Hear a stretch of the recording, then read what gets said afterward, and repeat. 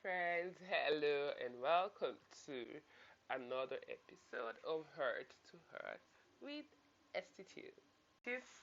On this podcast, I share with you inspiring and engaging posts as we journey to live our best lives.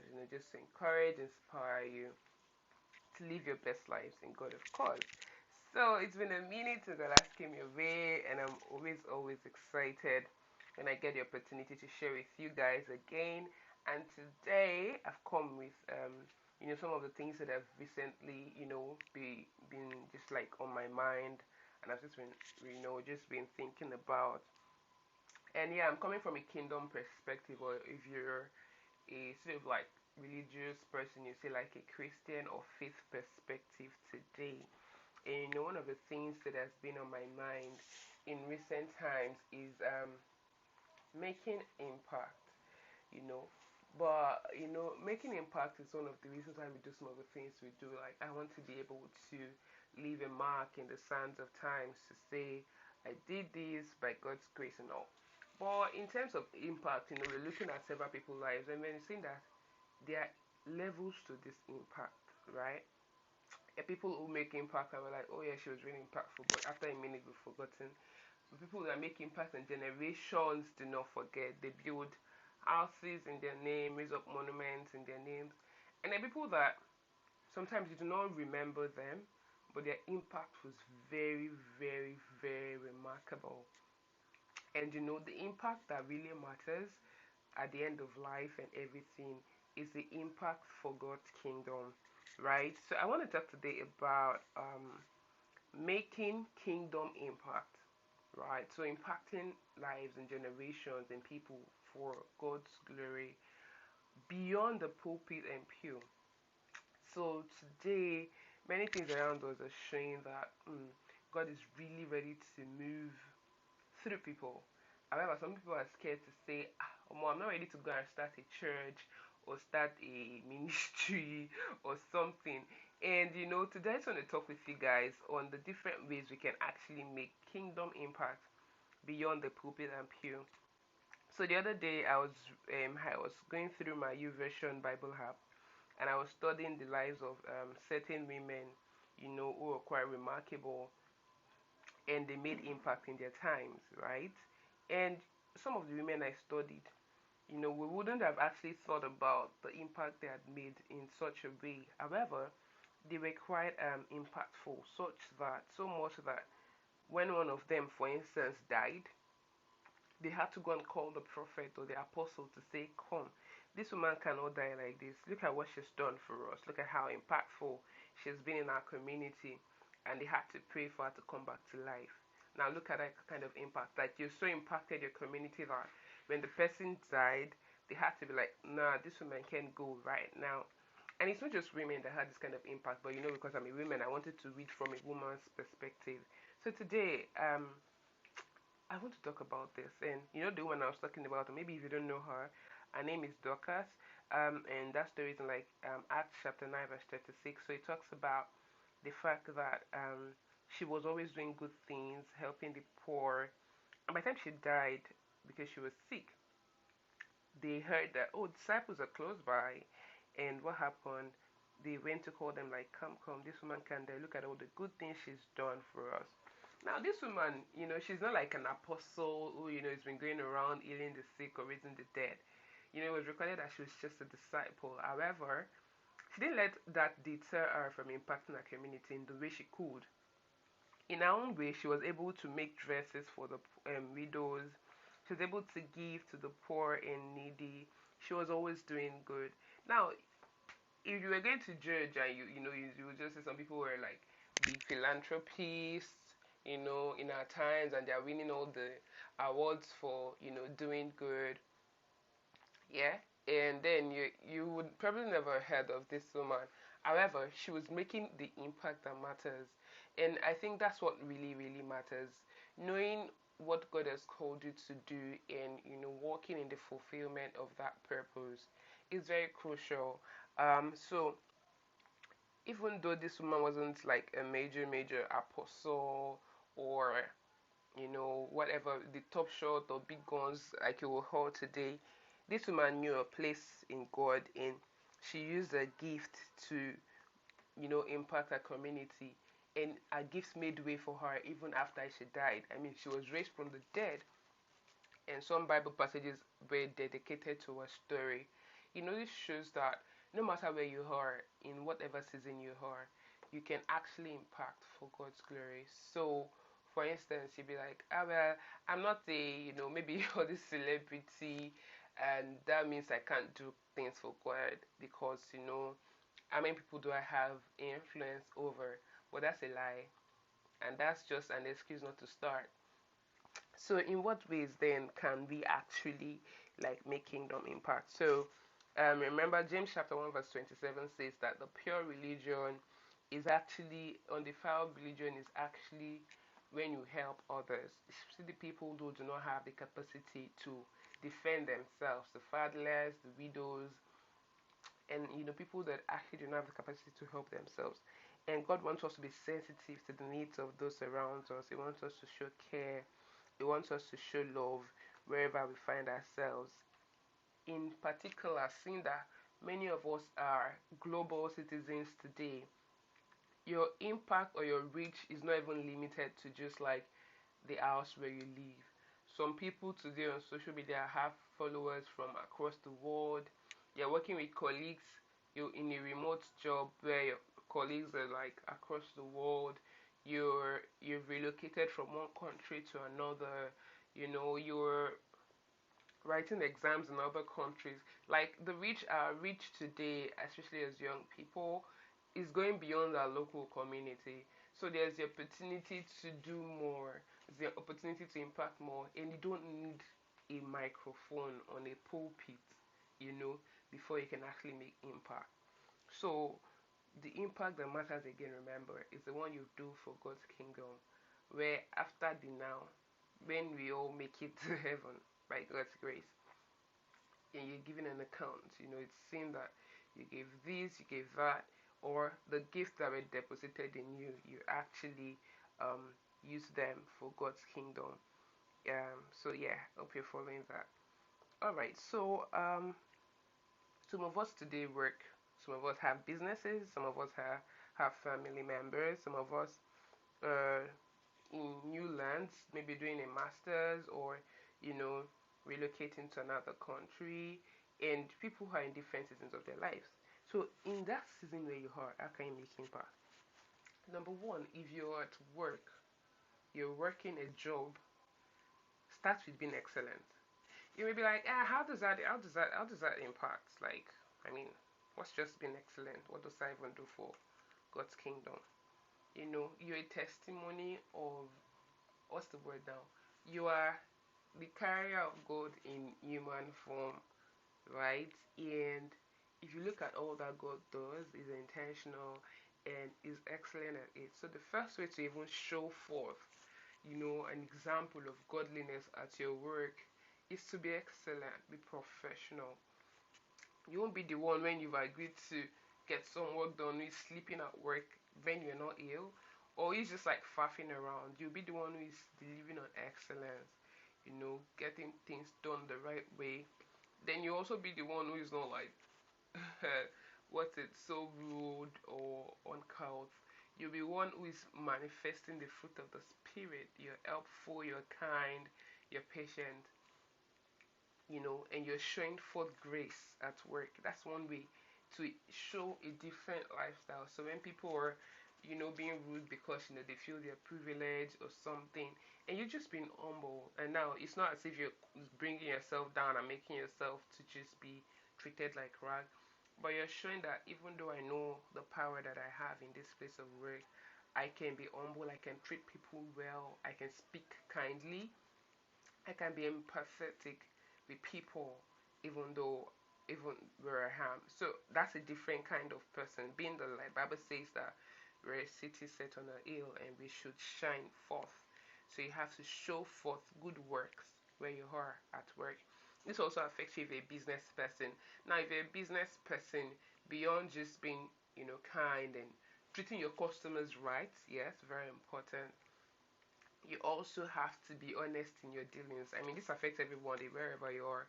You will not be the one to be cheating your customers, defrauding people, defrauding your investors and all of that. You'll be honest, you'll be truthful.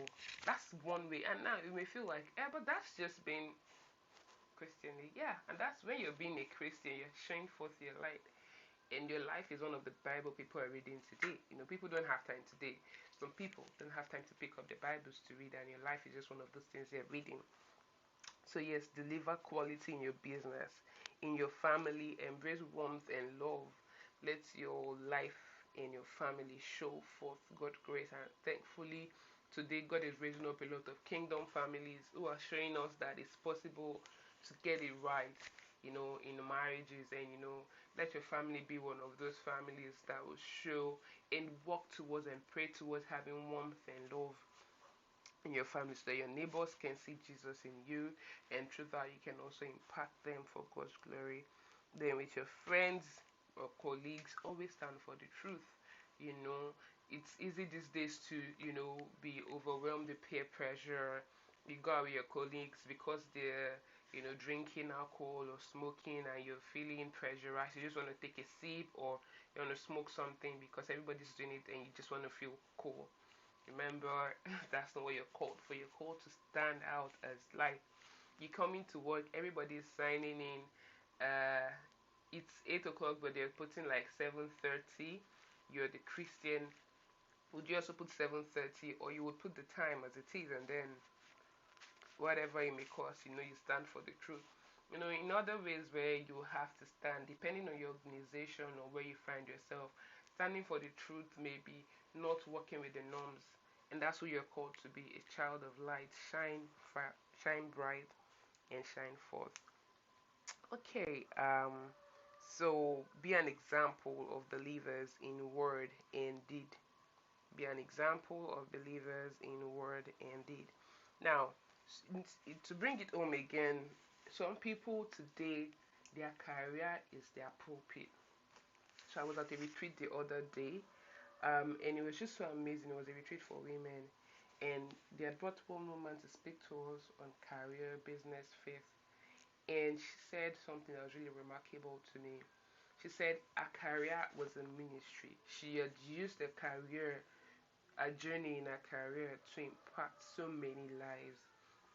And it was a challenge to me to actually look at my career beyond just like another thing I do. You understand? It's just like I don't just like go to work and just like come back from work and that's it.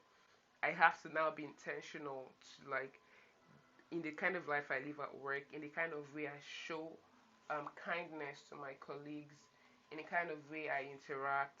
I'm showing forth grace and light. And this woman, she spoke about how God had provided for a career, created major breakthrough in her career, and her career was her own pulpit. So you could be a career missionary. Where is God helping you? Maybe you're making so much progress in your career and you're just like excited for how God is helping you. My dear friend, that is an opportunity for you to show forth God's kingdom. Share the light through your words. So, just let them know that it's not just me, it's God, and He's really been faithful because this, that, that. Infuse kingdom into every part of you, not just like, when I go to church I'm spiritual, and I go to work I'm professional, and I go to the salon I'm just there. It has to be that everywhere you go, God is infused, and this is a challenge to me. It's a challenge I'm giving to you too, that we become so infused into the things of God that it expresses itself in our careers, in our businesses, even in our playtime. It just shows that wherever I find myself, God can be expressed through me. That's a really critical part. And sure, that's like the center of all that I'm saying today for Kingdom Impact. I'm not talking about building the biggest church, but right where you are right now today, how are you infusing God, the things of God, into your daily lifestyles? How are you infusing the things of God into your daily habits? How are you infusing the things of God into what you do? It's a challenge to me and you. I see some people do this today, and I'm just inspired to see how, they've so infused God into their lives that everything they do is an expression of God. And it's something you and I can achieve, but we have to be intentional about it. some people are kingdom financiers. God has blessed them so much that they don't just they give strategically. You get they give to kingdom matters, they give to missions, they give to build projects for God, and again they give to the needy. Remember, it's not just giving to church. You can give to people in need. Um, you can give to people who are going through difficult situations. You can give to people who are in need, truly, right? Some people are what you call they're not the philanthropists as it were, but they are the ones doing like what do you call it? Social impact. So like a Dorcas, for instance. Now there's someone who was a kingdom influencer or financier that I saw in the Bible. It was Lydia. Lydia in Acts chapter 16 verse 11. She was a woman who sells purple linen, and if you know the Bible, you know that that person is someone who sells like what you call luxury item and all. So she was a woman that was established in her own.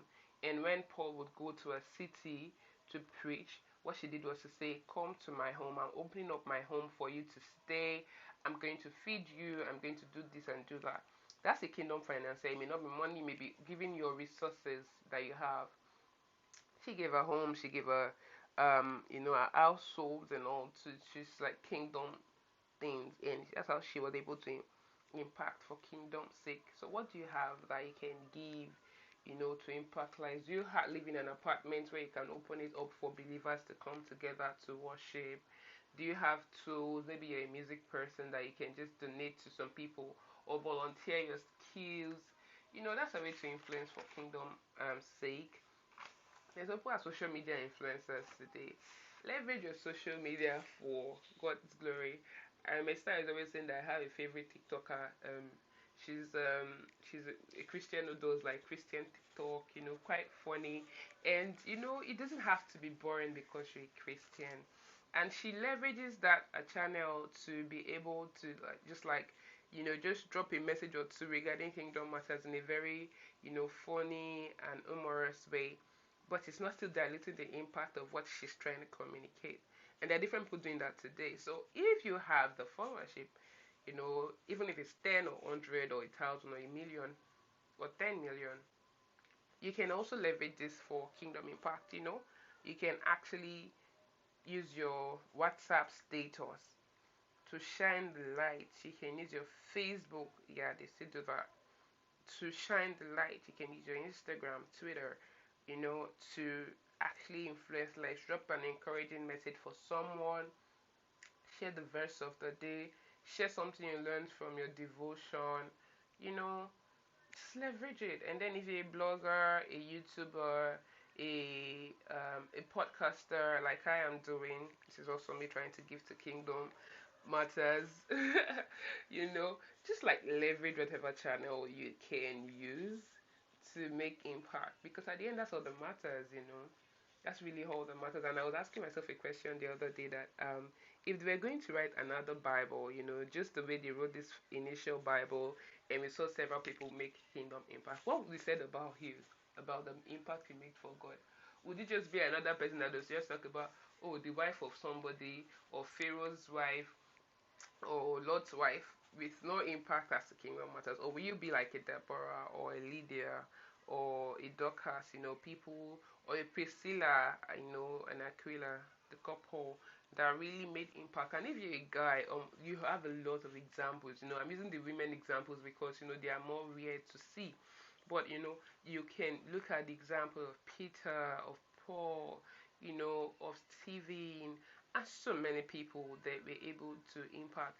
And bringing it home to real time, you see people who, for instance, in Nigeria, we had the Olu of Warri coronation recently, and these are like a kingdom couple, based on what we've seen, and they are using their royalty in real time, in real life, to raise up the kingdom of God. And this is what we're talking about, really. I don't want this to go over time, but I think you've gotten the summary of what I'm trying to say today. I'll just encourage you, my friend, for listening. Thank you. I'll thank you first, and then I'll encourage you to think through what I've said. I know if you can share with me via email, or you can come to my Instagram, attitude underscore and drop me a DM how you're, leveraging your skills, your time, your resources, your life for Kingdom Impact. Or if you want to ask me questions, you can do that. Let's talk. Let's like impact lives and the generations for God's glory.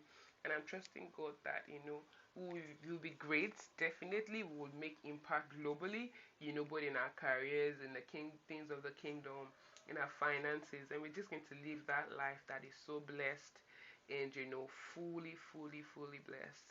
I wish you an awesome week ahead. I wish you a life in God that is at peace, that your prayers are answered.